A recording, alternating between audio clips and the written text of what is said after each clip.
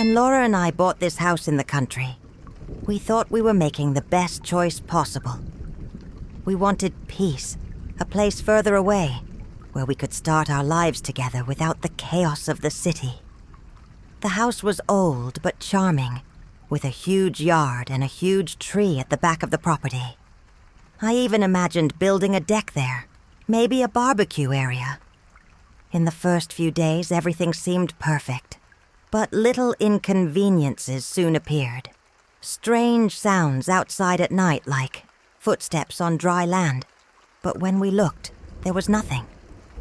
The feeling of being watched was constant, especially when I was close to that tree in the back of the yard. I thought it was all in my head, an effect of the change and the exaggerated silence of the countryside. But Laura felt the same. The second week, after a bad storm, we went out to the backyard to see if anything had fallen. The ground near the tree was different, as if someone had walked there repeatedly, making uneven footprints in the mud. Strange, but it could be an animal. Except that night we had a loud noise like something being dragged in the yard. I ran to the window with a flashlight, but I saw nothing but the footprints that made it even deeper and messier. Laura insisted that we take a closer look the next day. So first thing in the morning we went over and started digging up some of the loose earth around the tree. It didn't take long for the shovel to hit something wooden. At first I thought it was a thick root, but when we removed more soil, we saw that it was a rectangular piece of wood, weathered and buried deep, as if someone had put it there on purpose. I knelt down and began to loosen the piece of wood with my hands. It was a rustic marker, with no inscriptions, with nothing to indicate what he did. Just a piece of old board, buried there in a strange way. Laura was silent, looking at it with a visible look. "What if it's, I don't know, a tomb?" she said, half laughing, but without any conclusion. I wanted to believe it was just a piece of wood thrown down a long time ago. Maybe part of an old fence or something. But something about the way he was buried, aligned with the tree, made me uneasy. We decided to leave the marker where it was and cover it back up. But that night, the noise in the yard got worse. It wasn't just steps. It was as if something was scraping the earth, circling the tree. The next morning, we asked some neighbors about the house. Most didn't know anything. But an older man, who had lived there for decades, revealed a story that left me cold. He said that years ago, a wanderer used to pass through those lands until, one day, he simply disappeared. I never found anything, and no one really cared. People who live on the road sometimes just disappear, he said, shrugging. But before he left, he looked over his shoulder and muttered, "If it were you, I wouldn't mess with that." This phrase has been ringing in my head all day. What did he mean by that? The marker? A tree? A land? Even though I was uncomfortable, I tried to carry on with the day normally. But the feeling that we had cut something that we should have kept quiet about wouldn't leave my head. Laura was also different, quieter than usual. That night, the silence in the field seemed heavier. I went to sleep convincing myself that it was all just paranoia. But I woke up suddenly, with a horrible feeling in my chest, as if someone was watching me. I looked to the side and saw Laura awake too, with her eyes wide open. "There's someone out there," she whispered. I held my breath for a second before I heard the noise. Slow, shuffling footsteps circling the house. I ran to the window and pointed the flashlight at the yard. The beam of light swept across the land, and for an instant I could see something moving near the tree, but I couldn't focus. Whatever it wasn't there anymore when we went out to check. The next day, we decided we needed to better understand what was buried there. I grabbed a shovel and started digging for real, ignoring the old neighbor's warning. Laura helped me by removing the dirt with her hands. The further we went down, the more difficult it became. The land there looked different, darker, more compact. And then finally, something appeared. Not a coffin, not bones, but a piece of rotten tissue, buried deep, caught between the roots of the tree. I pulled, and the earth gave way a little more, revealing a deep, narrow hole. The smell that rose was unbearable, damp and rotten. It was as if we were opening something that had been sealed for a long time. I looked at Laura, and she was looking at me with an expression that mixed disgust and fear. Something down there didn't want to be disturbed. I wanted to stop there. Everything inside me screamed to just cover it up and forget we had dug. But Laura, even though she was pale and wide-eyed, whispered, "We need to know what it is." She reached out to pull up more dirt, but as soon as she touched the fabric, a sound came from the trees. It wasn't the wind, nor an animal. It was something human, low, hoarse, like a distant moan. We dropped everything and ran into the house, locking the door behind us. We stood in the dark, waiting for anything, any sign of movement outside. The silence was worse.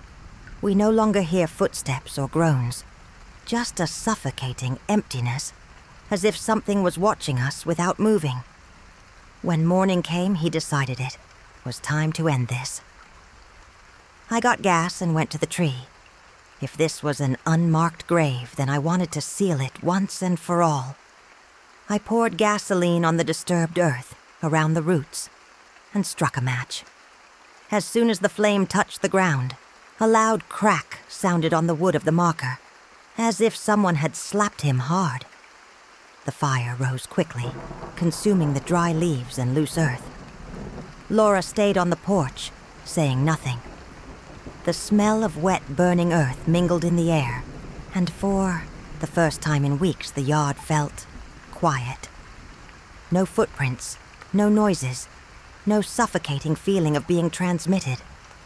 We stood there watching the flames slowly go out, until only the smoke rising in the cold morning air resumed. I wanted to believe that this was the end, that nothing else would happen. But a part of me knew it wasn't that simple. As I approached to see the remains, I felt a chill run down my spine. The earth was still smoking, but the wooden marker hadn't burned completely. The top was intact, as if the fire had stopped before consuming it completely. A shiver came over me, and Laura must have felt the same way, because she held my arm tightly. "Let's go in," she said quietly, and I didn't argue. That night we slept with all the lights on. The backyard seemed darker than usual, and I found myself looking out the window at every little noise. But strangely, nothing happened. No steps, no groans, nothing. Just a deep silence, as if something had simply given up or hidden itself. The next day I covered what was left of the hole and tried to move on. But even now, months later, I still get that eerie feeling sometimes, like someone is there, at the edge of the property, standing in the shadows of the tree that never quite fell, as if you were waiting.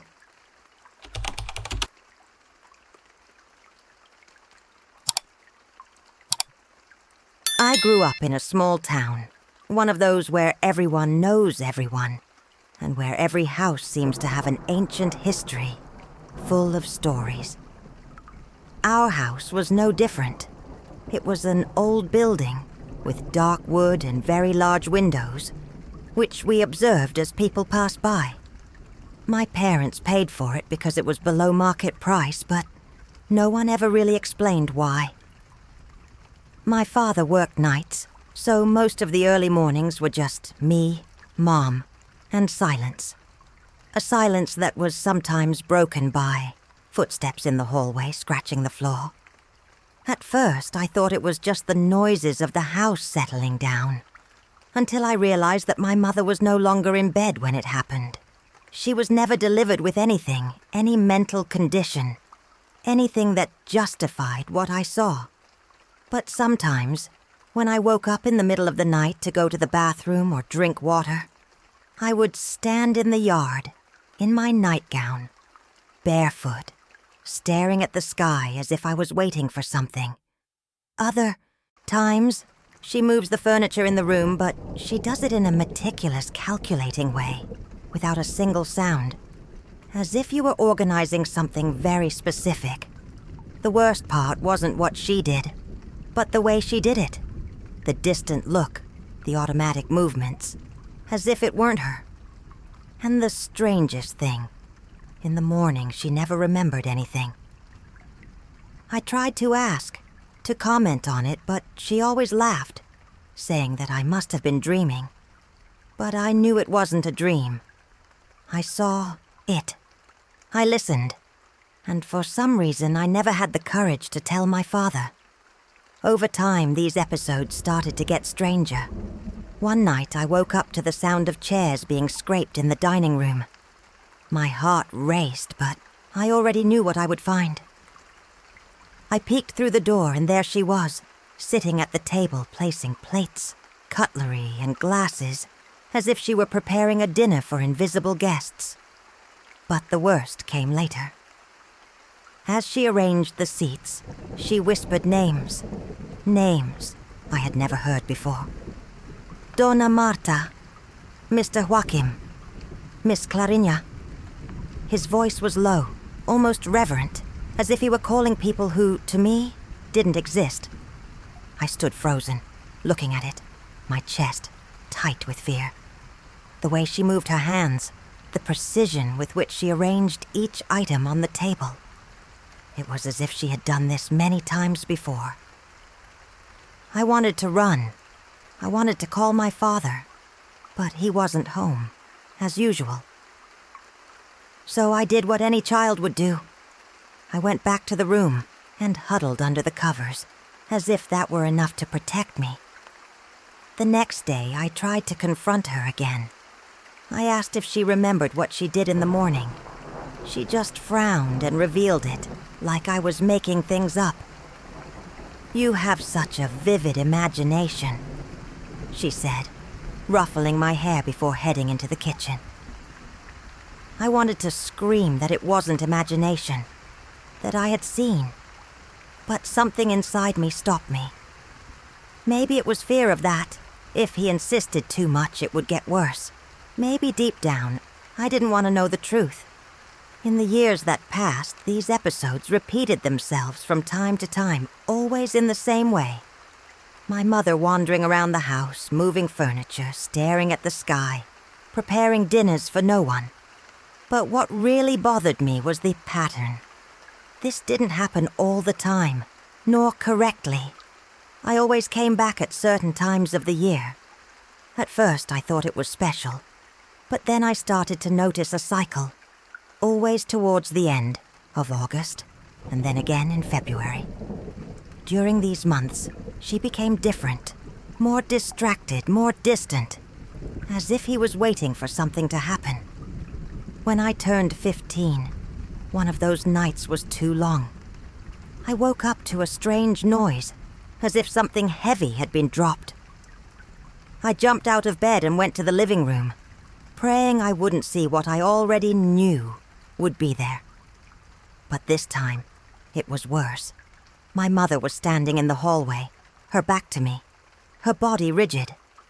The lights were off, but the moon's light illuminated her outline.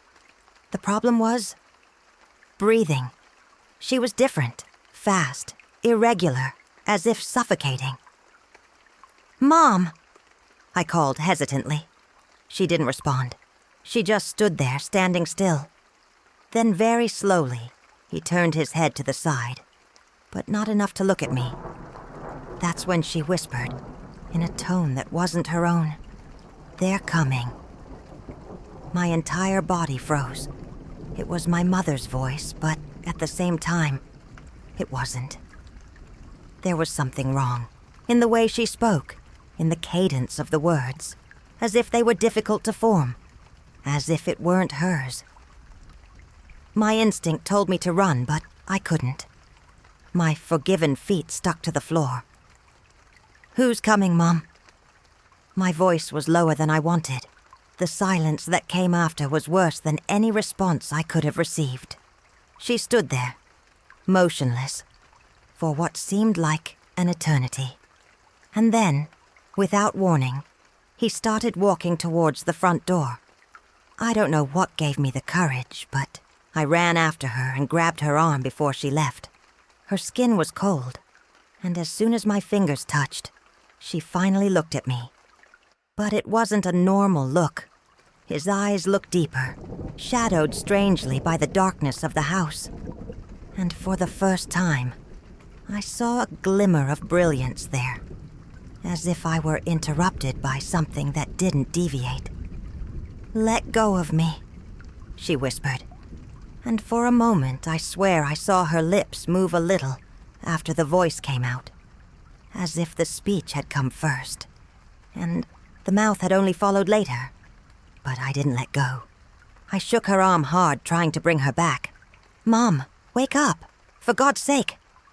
And then, as if I had flipped a switch, she just stopped.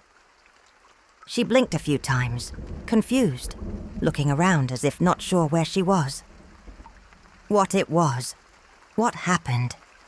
he asked, his voice back to its normal tone but with a trace of destruction. I was still holding her arm, my fingers digging into the thin sleeve of her pajamas. My heart was beating so hard that I thought I was going to pass out right there. "You were walking around the house, saying someone was coming," I said, unable to hide the tremor in my voice. She frowned, looked at the open door and then at me, and let out a weak laugh. "Ah, son. I think you dreamed. Let's go back to bed, it's late." She never remembered.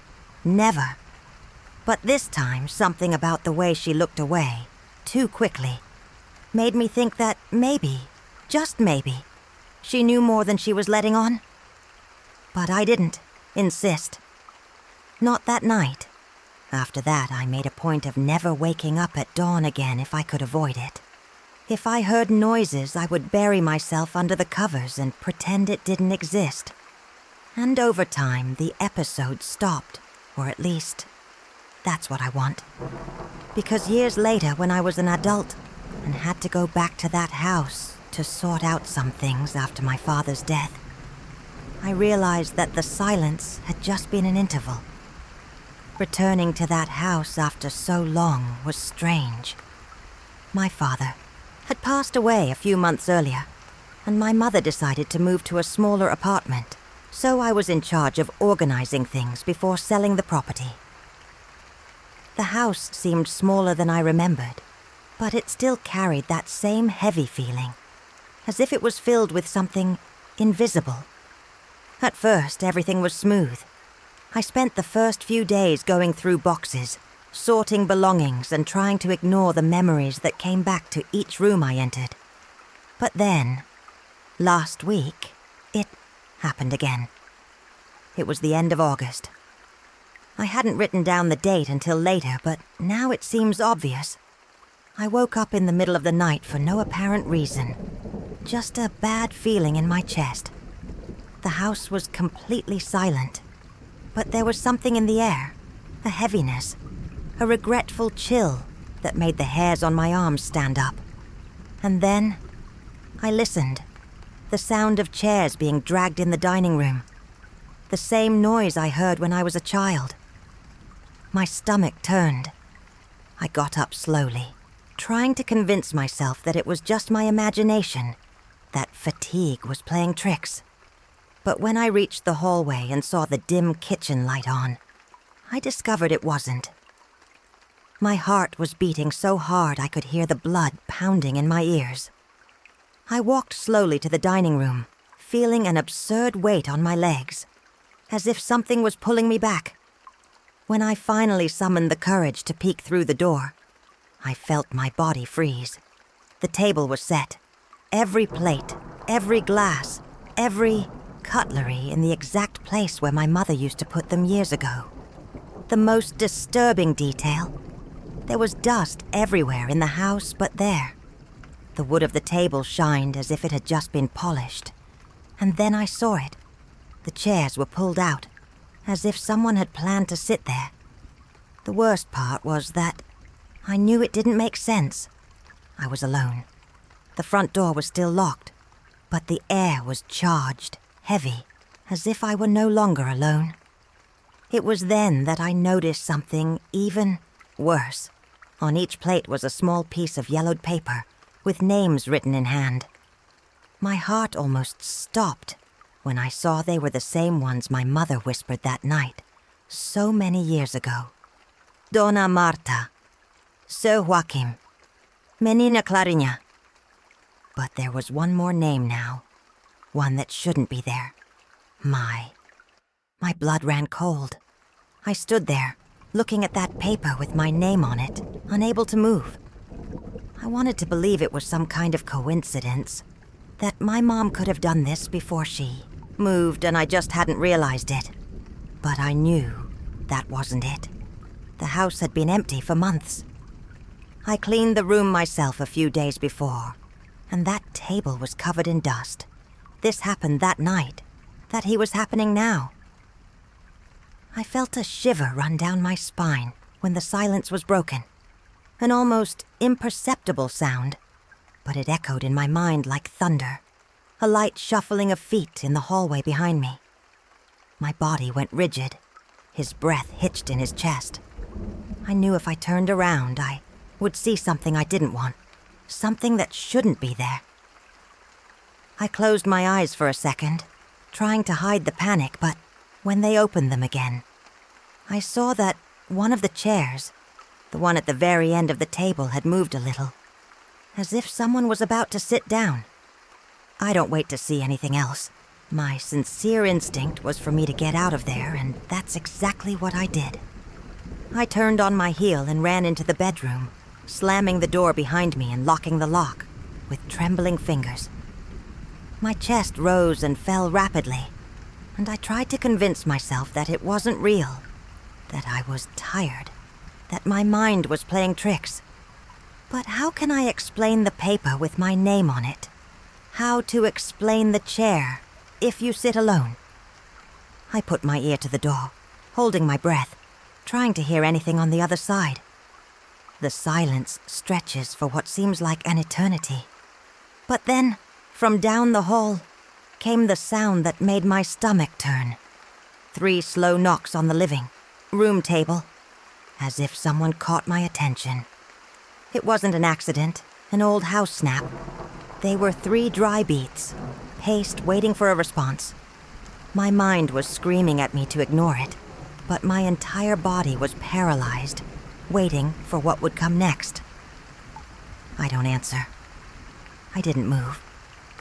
I just stood there, pressed against the door, feeling my own heart hammering against my ribs. Silence once again took over the house, but it was a charged, dense silence, as if something was just waiting for me to make the next move. Then, out of nowhere, a new sound hit me like a punch in the gut. A murmur, low, hoarse, coming from the living room. At first, I guessed it was the wind, but as the sound became clearer, I realized it was words. Someone was whispering, and it was nothing. They were the names, one by one, slowly. Dona Marta, Sir Joaquim, Menina Clarinha. The voice was drawn out, deformed as if it were coming from a throat that hadn't been used for a long time. But the worst came at the end. Because after whispering the same names my mother said years ago, there came a long pause. And then, in an even lower tone, like a cold wind passing through me, the voice whispered my name.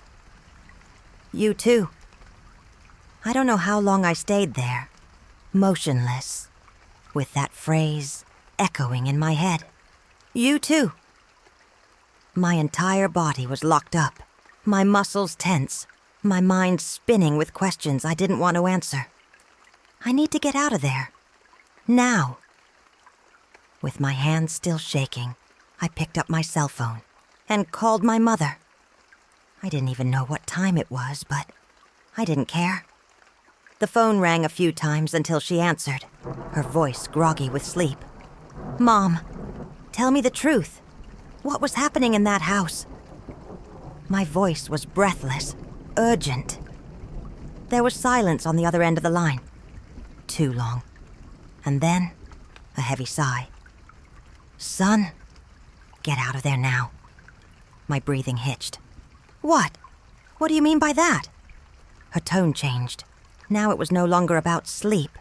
It was fear. "Don't ask questions. Just leave. Get your things and leave. Now." The call dropped shortly after. I didn't wait to think twice. I grabbed my backpack in a hurry. I didn't even bother organizing anything. My fingers were shaking so much that I could barely put the key in my pocket. Every second inside that house felt wrong, like something was watching, waiting for me to make a mistake. When I opened the bedroom door and stepped outside, everything seemed too calm. The dark hallway, the silent room. But that silence wasn't empty. It was the kind of silence that precedes something. I walked to the front door without looking around. I didn't want to know if something was there in the room, near the table. I didn't want to see if the chairs had moved any further. I just wanted to get out. When my hand touched the doorknob, I felt a chill run up my spine. It was at that exact moment that something changed. The air became heavier, as if charged with electricity. And then, softly, almost imperceptibly, I heard it, breathing behind me. My entire body seized up. The breathing was low, slow, but it was there, very close. The kind of sound you only hear when something, or someone, is close enough to sense its presence. Every instinct inside me screamed at me not to look, to just turn the doorknob and run away. But I can't.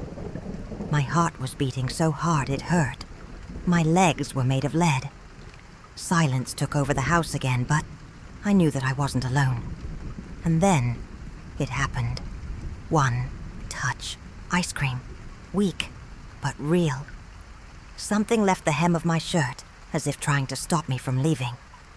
I let out a choked scream and threw myself forward, twisting the handle with all my might. The door creaked, heavy but open. I ran. I didn't even look back. I crossed the porch, stumbled down the steps, and only stopped when I reached the car. I locked myself inside, my chest rising and falling frantically. But before starting the engine, I made the worst mistake. I looked at the house. The dining room was dark, but the dim light from the street illuminated the interior a little through the window. It was enough for me to see. The chairs were all facing the door, as if someone, or something, knew I was going to run away. But that wasn't the worst. In the reflection of the window glass, for a fraction of a second, I saw a shadow standing in the hallway, motionless, tall, slender, with an almost human outline, but wrong.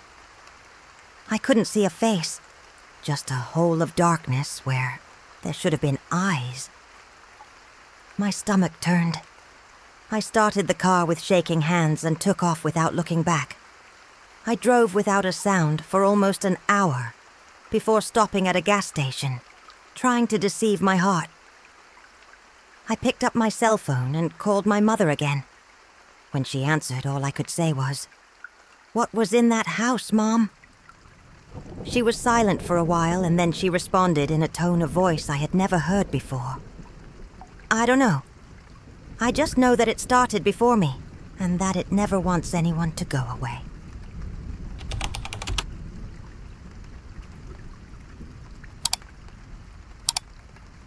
It was late, really late, and I just wanted to get home.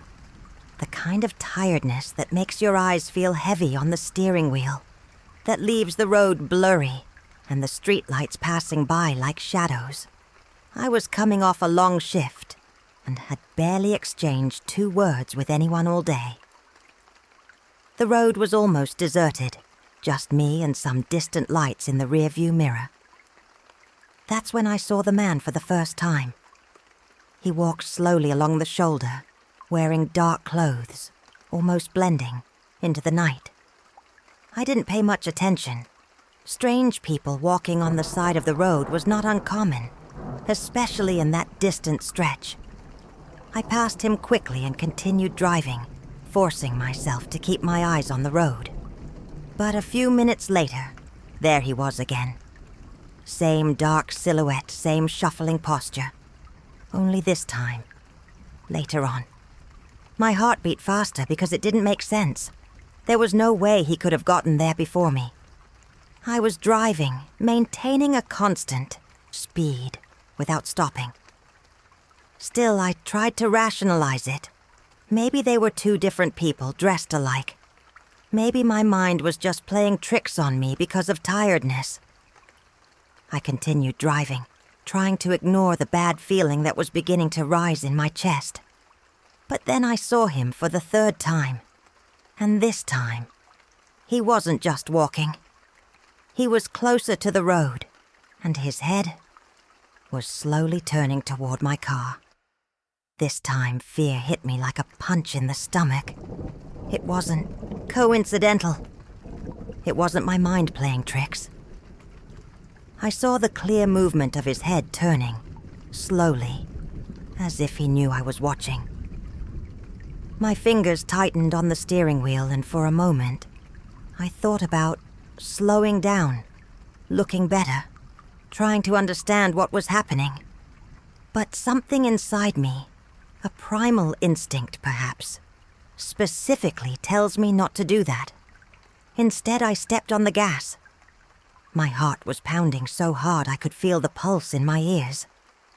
I passed him without looking, directly, but I could see, out of the corner of my eye, that he was no longer walking. He was standing still, just standing there facing the road, as if he was waiting. I tried to convince myself it was exhaustion. I need to get home soon, take a cold shower and sleep. But the fear didn't go away. Even after turning onto my street, my body was still tense. I parked in the garage, shakily closed the car doors and stood there for a moment, breathing deeply. Then I remembered the car camera. My heart raced again. Perhaps there was proof that everything was nothing more than a delirium of tiredness. I opened the app on my phone and scrolled through the footage, expecting to see a man walking down the road. But what I saw made my blood run cold. The man was never walking. Every time I passed by, he was stopped, always facing the road, always watching me. My breath caught in my throat. I rewound the video, viewed it again, trying to find some logical explanation. Maybe the camera caught it wrong. Maybe his movement was so subtle that it didn't look like he was walking. But no, there was no movement at all. Whenever my car approached, it was already there, stopped, in the same position, but closer and closer to the road, as if he knew exactly where I would go. My body felt cold, and my mind screamed at me to turn everything off and forget about it. But I can't. I need to see the video of the last time I passed it. When I reached the final part of the recording, my stomach dropped. The moment my car passed for the last time, the man turned his head, slowly, as I had seen. But during the recording, I noticed something that I hadn't noticed before. His face doesn't seem visible. There were no features, nothing that I could make out. Just a shapeless shadow, as if the camera itself couldn't capture it properly. The worst happened the next moment. At the exact moment I was watching it, the video gave a small glitch, one of those quick image freezes. And when it returned to normal, it wasn't there anymore. I dropped the cell phone on the table and walked away as if it could touch me. My heart was pounding so hard, I could barely hear my own thoughts. I tried to find a rational explanation, a camera error, some interference, anything that didn't involve, or that my mind was beginning to consider. But how could I ignore the fact that I saw it? I swear I saw that man on the road, Hiker. But the video showed something else. It showed him standing still, waiting for me, and then disappearing. I felt a chill go up my spine, as if, at that moment, I wasn't alone inside my house. I turned off the cell phone screen and took a deep breath, trying to overcome the tremors in my hands. I would sleep a lot. I would pretend that none of this happened, that tomorrow I would watch that video again and find a logical explanation. But as I got up from the couch to go to the bedroom, something made me stop. An icy feeling, a strange weight in the air. Slowly, I turned my face towards the living room window, the one that faced the street. My house was completely dark inside, and outside, only the streetlight illuminated the asphalt. But there was something, a shadow on the sidewalk, motionless as if it was watching me. My chest stopped, because even though I couldn't see the face, I knew it was him. I remained completely still, my eyes fixed on the silhouette standing across the street. My entire body screamed at me not to move, not to attract attention. But it was too late. He was already looking at me, or at least that's what it seemed like. Because just like in the video, I can't see a face, just a dark presence, an absence of light in the shape of a man. My breathing became short. My chest hurt, like something was squeezing my lungs. I didn't want to look, but I also couldn't look away. So, he took the first step. Slow, necessary, straight towards me. The shock made me react. I threw myself back, away from the window, and ran into the bedroom, locking the door with shaking hands. My heart was beating so fast that I thought I was going to faint. I picked up my cell phone, but stopped before calling anyone. What would I say? That a faceless man had appeared on the road 3 times and was now standing in front of my house? Who believed this? I sat on the floor, the sound pressed against the wood of the door, trying to hear any sound coming from outside. Nothing. No steps. No knocks. Just the suffocating silence of the early morning. I waited there for hours, or what felt like hours, until sleep overcame me. I woke up to daylight coming through the cracks in the curtain. My head felt heavy. My muscles felt curled up on the floor. For a moment, I managed to make it all a nightmare. That I had only freaked out because of tiredness and the deserted road. But when I unlocked the door and walked into the living room, something made me freeze. The window was exactly as I left it, but outside, right on the sidewalk in front of my house, there were marks. Footprints in the damp concrete of the serene early morning. They went to the edge of the street and stopped. I didn't go back. We don't go in any direction, as if a person had simply disappeared from there. I didn't leave the house that day, not even the next day. I spent the hours reviewing the recording, trying to find any flaw, any explanation that would make me feel less crazy. But the video always showed the same thing. Oh, paradox, man. Head turning, slowly. Oh, there's a flaw in the image. And then, nothingness. I haven't seen anything strange since that night, but to this day, every time I drive alone late at night, I feel a chill go up my spine when I pass some deserted road. Because a part of me knows that if I look in the rearview mirror at the wrong time, I might see it again.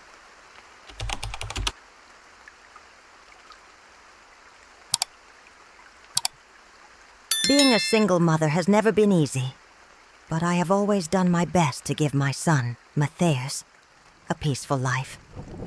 We live in a simple neighborhood, and he has always been an independent child, full of imagination. When I started talking about a new friend at school, Kevin, I thought it was adorable. Matthias never had many friends, so I was happy for him. He mentioned Kevin almost every day.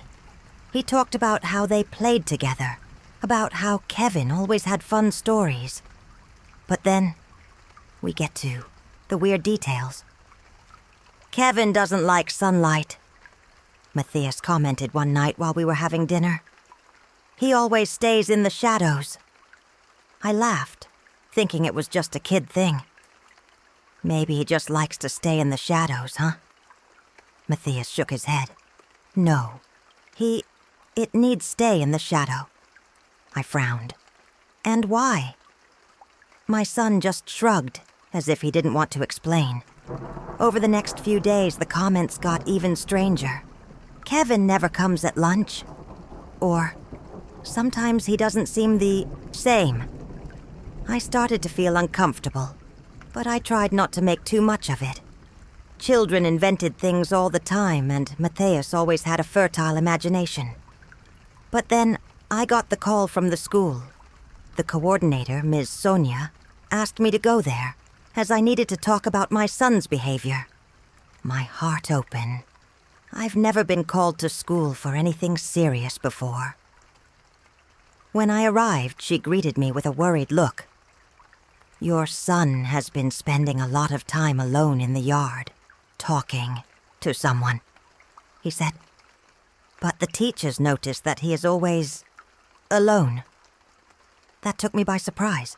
Alone? But what about Kevin? He asked without even thinking. Donna Sonia's face closed.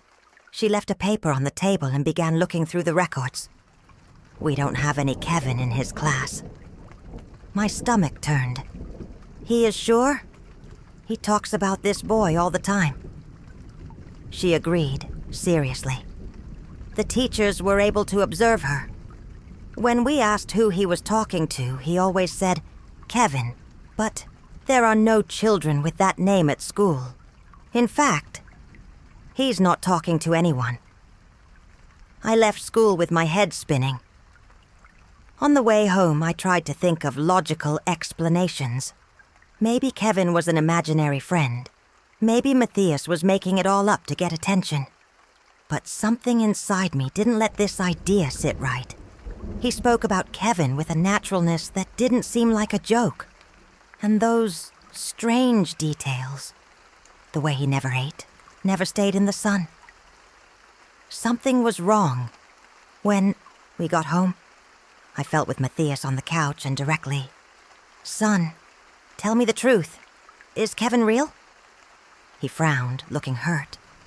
Of course he is, Mom. Why are you asking this? I swallowed hard. The school called me. They said you're alone in the yard. They said there's no Kevin in your class. Matthias's eyes widened, and for a second he saw genuine fear there. Then he whispered, You must not have asked. My blood ran cold. What? He stared at me. Kevin said you shouldn't ask about him. Now, he's upset. A shiver runs down my spine. Matthias had never spoken like that before. He had never looked at me like that, seriously, like he was really scared. I swallowed hard and tried not to show that it affected me. Son, Kevin is just a friend, right? Why would he be upset? He looked away, fumbling nervously with his fingers. He said adults always ruin everything, that they ask too many questions. He doesn't want you to talk about him. My mouth went dry. And what happens if I keep asking? Matthias hesitated for a moment before responding, his voice low, almost a whisper. He said he can make you leave. My heart hammered against my chest. Where to go, son? My boy looked at me with scared eyes. I don't know. But he said he's done this before. That answer left me breathless. Have you done this before? I swallowed hard, trying to stay calm. Matthew. Who else knew Kevin? He lowered his head, shrugging his shoulders. I don't know. He doesn't like to talk about it. My body was tense. Everything inside me screamed that this wasn't my son's imagination. Son, listen. If Kevin says something weird to you, or asks you to do something weird, will you promise to tell me? He hesitated, and that scared me more than anything. Then, very slowly, he nodded. Okay, Mom. But something about the way he said it didn't convince me. I spent the night awake, trying to rationalize, trying to convince myself that it was just a childish game.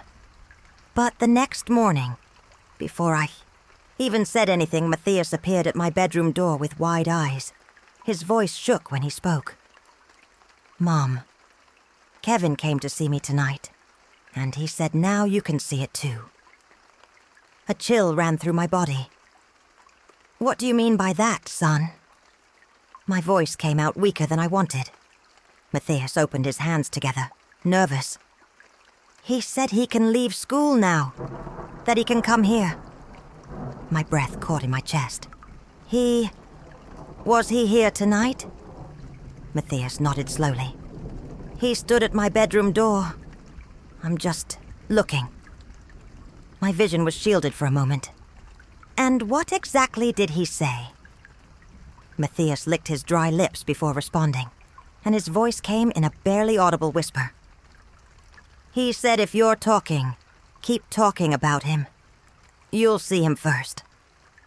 My stomach turned. I felt a wave of icy dread wash over me. I wanted to say that it was just a children's story, that there was nothing there. But for the first time, I was sure that Matthias wasn't making it up. Something was here. And now, he knew that I knew. I didn't want to show how much it scared me, but it was impossible to ignore the cold shiver that ran down my spine. I swallowed hard and tried to keep my voice steady. Matthew, son, when did he say that? Before you sleep? He shook his head slowly. No. He whispered it again before leaving. A knot formed in my stomach. Before leaving where, Matthias? He looked at me with those big, scared eyes. From your bedroom door. My lungs failed. A second of pure terror froze my body. I wanted to say that he was joking, that it was just his imagination. But I knew it wasn't. I knew there was something wrong. My body knew. And worst of all, if Kevin really was at my door that night, then he knew I was listening. I got up from the bed so quickly that Matthias took a step back. I went straight to my bedroom door and looked down the hallway. It was empty. Of course it was. But there was something in the air, an uncomfortable feeling, as if someone was still there, just waiting for me to make a false move. My chest was rising and falling quickly. Did you see him leave? He asked, trying not to show the panic that was growing inside me. Matthias hesitated. He said he was leaving when the sun came up. My stomach turned. I looked at the clock on the wall. 05:47. The sky outside was already starting to lighten. I turned to my son, trying to find some rational explanation. But the fear in his eyes was all too real. Matthias, from today onwards, you will no longer speak to Kevin. Don't answer if he calls you. Pretend he doesn't exist. Matthias's eyes widened. But he exists, Mother. His voice came out in a shaky whisper. And now, he knows that you want to ignore it. My body went rigid. With each sentence Matthias said, that thing seemed to become more real. I took a deep breath, trying to stay calm. Son, Listen. I know it seems real, but sometimes our minds can deceive us. If we stop talking about him, he will... I trailed off. I was going to say disappear, but the truth is, I wasn't sure. Matthias lowered his head, pressing his fingers together. He said you were going to say that.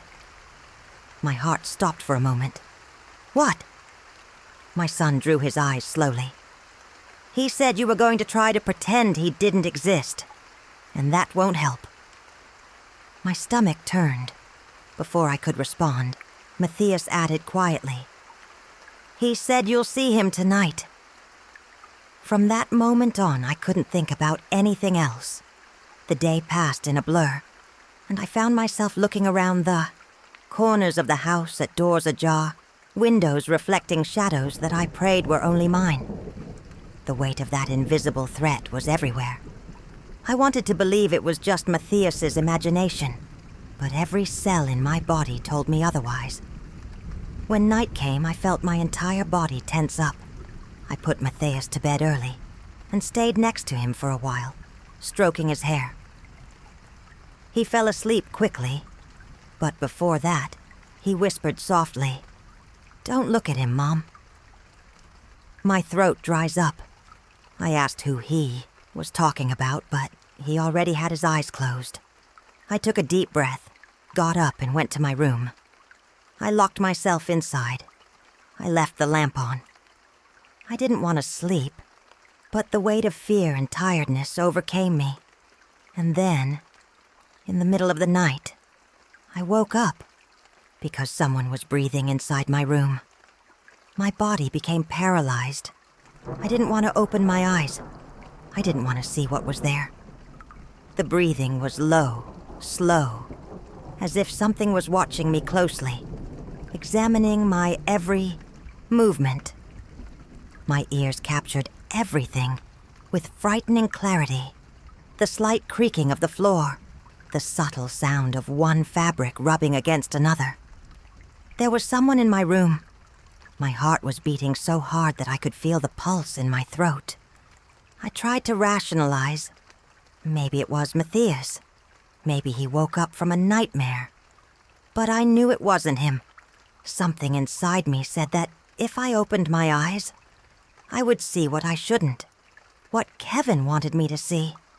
So I did the only thing I could. I held my breath and waited. But then something happened that made my blood run cold. The bed dipped slightly beside me. My body locked up. The mattress sank slowly, as if somebody, was sitting next to me. My mind screamed at me to react, but I couldn't. I didn't want to see. My eyes were closed so tightly they hurt. The breathing was still there, too close, too heavy. I was not alone. Then, a voice whispered in the dark. "You're awake?" My heart stopped. What was wrong? Weak, hoarse, as if someone was learning to speak for the first time. The air became heavy, dense, as if the room were no longer mine. I wanted to scream, to run, but all I could do was hold my breath and wait for it to go away. But it wasn't. I felt something moving, slow, very slow. An icy sensation brushed my arm, as if cold, bony fingers were sliding over my skin. And then, the thing laughed. The laugh was low, suffocated, as if coming from a dry throat. It was something wrong, something that tried to imitate human laughter, but failed. My chest rose and fell uncontrollably. I couldn't look. Something inside me screamed that if I looked, if I regulated this, there would be no going back. Then I felt the weight on the bed move. Now it was closer. Cold breath brushed the back of my neck. "I said you would see me." The voice came scratchily, so close that I could feel something. A smell. It was a smell of damp earth, of old forgotten things. My eyes were still closed, but my entire body was shaking. And then, it happened. One touch. Something gently smoothed my hair, slowly, almost joking. That touch was a final straw. My body reacted before my mind could analyze. I jumped away, rolling to the side and falling off the bed with a thud. My chest heaved, my vision was blurred with pure terror. Now I need to look. I looked up, panting, my heart pounding so hard I could feel it in my ears. And then I saw it. In the dark corner of the room, near the door, there was something there. It wasn't a boy. It wasn't Kevin. It was a slender figure, too tall to be a child.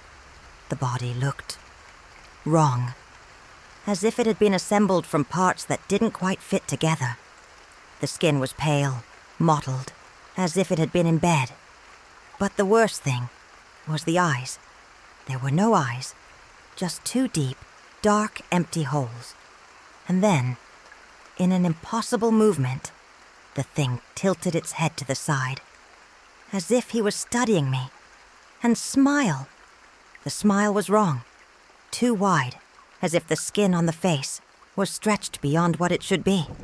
The mouth had no lips, just small, irregular teeth, as if they had been broken and reassembled in the wrong way. And I was looking. Even without eyes, I knew. That was selling me. My breath caught in my throat. Every instinct inside me screamed to run, but my legs were locked. I couldn't blink. I knew, somehow, that if I looked away. He approached. Then things started to move. Slowly. Very slowly. Bones cracked. His body seemed to readjust itself with each step, as if walking didn't come naturally to him.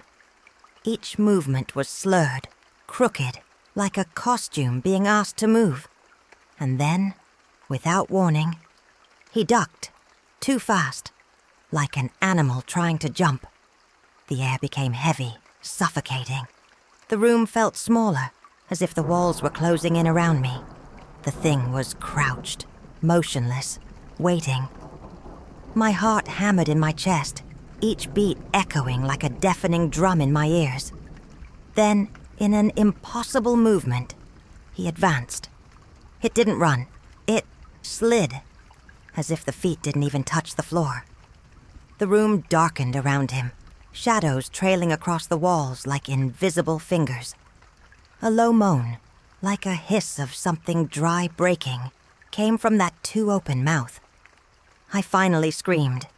My body reacted before my mind, and I ran. I ran without looking back. I opened the bedroom door with force, feeling my heart in my throat. I crossed the hallway, stumbling, almost falling. I would like to get to Matthias's room, but then I saw him standing in the doorway of his room, standing with a pale face and wide eyes, and behind him, two pale hands appeared from the darkness, holding his shoulders. My scream died in my throat. Matthias doesn't move. His body was rigid, his eyes wide in pure terror. The pale hands held her shoulders firmly. The long, slender fingers pressed into her skin like claws. The thing was after him. And at that moment, I knew Kevin was never a friend. "Matthias, come here!" My voice was choked, shaky but firm. He didn't respond. He can't. His gaze was fixed on nothing, as if he were trapped somewhere I couldn't see. The thing behind him tilted slightly and then slowly glowed again. "He's mine now." The voice didn't come from Matthias's mouth. It came from behind him. Record, formless, a sound that does not belong to this world. My blood ran cold. No, I wouldn't lose my son over this. Without thinking, I ran towards him. My body moved before fear could stop me. I grabbed Matthias by the arms and pulled, him with all the strength I had. For an instant, I felt resistance, like something was happening to him too. But then, as if an invisible thread had been cut, Matthias fell against my chest, and behind him, the distant thing. Matthias fell into my arms, shaking, his chest rising and falling uncontrollably. I held him tight, feeling his heart beating against mine. But I didn't look back. Something inside me screamed that if I looked, he would still be there. I picked up my son and ran out of the room, out of the house. My only thought was to get out of there. Matthias sobbed against my shoulder but said nothing. His body was cold. It almost took him. I got into the car and started the engine with my hands shaking.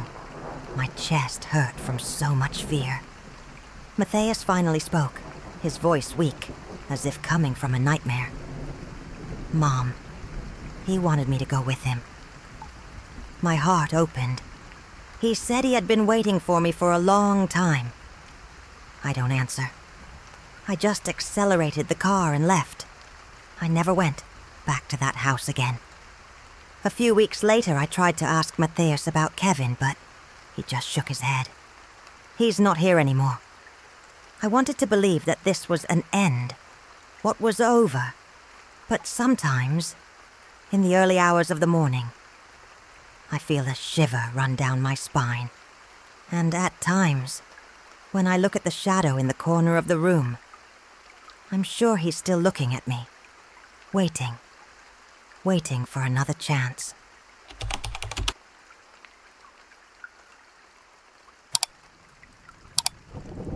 It was around 5 in the morning when I stopped at the gas station. The sky was still dark, and the chilly air reminded me that winter was coming. I had been on the road for hours and needed a strong coffee before continuing. As I filled the truck, yawning and cracking my neck, I noticed the place was practically empty. Just a sleepy attendant inside the convenience store, and another truck driver leaning against the pump next door, who didn't even bother to greet me. I got my coffee and went back to the cabin, ready to continue my journey. But as soon as I closed the door, I heard a sharp sound from the passenger window. I looked to the side and saw a woman standing there. She looked to be in her early 20s with dark hair tied up in a mess and a dress that was too thin for the cold. His face was pale, his eyes sunken, as if he hadn't slept in days. She made a simple gesture pointing to the road. I rolled down the window and heard his low, tired voice. "Can you give me a ride to the next town?" I was silent for a moment. It wasn't common for someone to ask for a ride like that, even more confidentially, in the middle of the night. But something about her expression was hard to explain, a vacant, lost look. I sighed and nodded, unlocking the door. "Get up there." She entered without saying anything else, closing the door with a smooth, almost mechanical movement. As soon as she sat down, she noticed that the silence inside the cabin became heavy. I started the engine and got back on the road, but her presence bothered me in a way I couldn't explain. I tried to start a conversation to break the awkward atmosphere. "Where exactly are you going?" She took a few seconds to respond. "To town." The answer was vague, but I decided not to insist. After a while, I tried again. "Do you live there?" She just shook her head, saying nothing. Her manner made me uneasy. I didn't look at myself or the road. I just stood there, with my hands in my lap, staring into space. The thin dress she was wearing seemed even more inappropriate as the temperature inside the cabin dropped.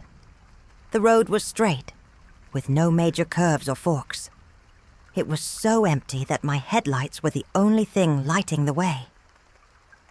After about 30 minutes of driving, the discomfort began to turn into tightness in my chest. Something was wrong. I could feel it. It was then that she finally moved. Suddenly, without warning, he flexed his face and said, "Stop here." Her voice was different, cold, firm. It wasn't a request. It was an order. My stomach sank, but out of pure reflex, I slowed down and pulled over to the shoulder. I took a deep breath before turning to ask what was going on. But when I looked at the passenger seat, my blood ran cold. She was no longer there. My heart raced. My mind tried to find some logical explanation, but it didn't make sense. I didn't hear the door open. I didn't feel any movement inside the cabin. Nothing. Just a few seconds ago she was sitting there, and now she was gone. The passenger seat was intact. The seatbelt had not even been buckled. I turned around, looking in the rearview mirror, out the window, at the shoulder of the road. Nothing. Just the darkness of the empty road and the cold wind blowing outside. My fingers were so shaky on the steering wheel that I could barely breathe properly. I swallowed hard and looked at the truck door again. She was still locked inside. For a long minute I stood there, trying to convince myself that I was delusional. Maybe he was too tired. Maybe he had imagined it all. But then, something made me freeze for good. On the passenger window, there was a level of moisture, as if a hand had held it there for a moment, and then disappeared.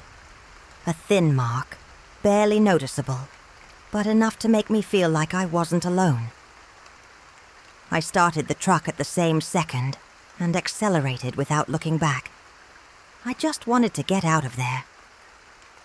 I drove non-stop for almost an hour, ignoring the tightness in my chest and the feeling that something was still wrong. Every few minutes, I glanced at the passenger seat, as if my brain needed confirmation that it really was empty.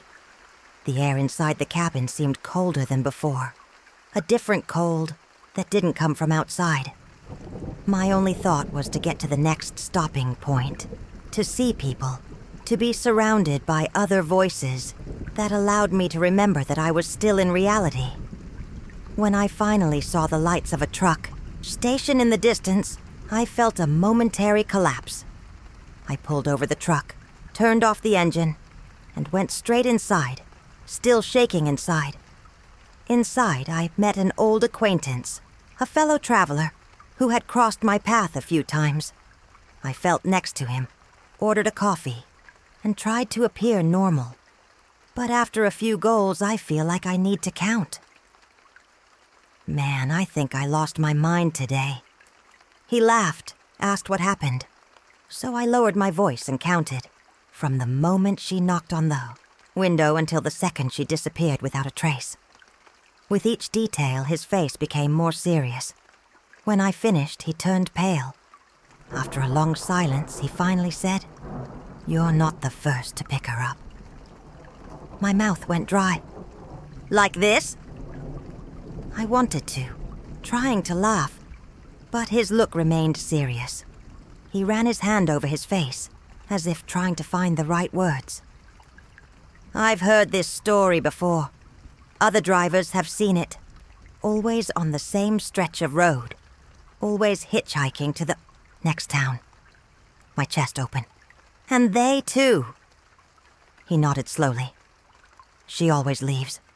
Never opens the door to leave. Never leaves a trace." The coffee in my stomach seemed to turn sour.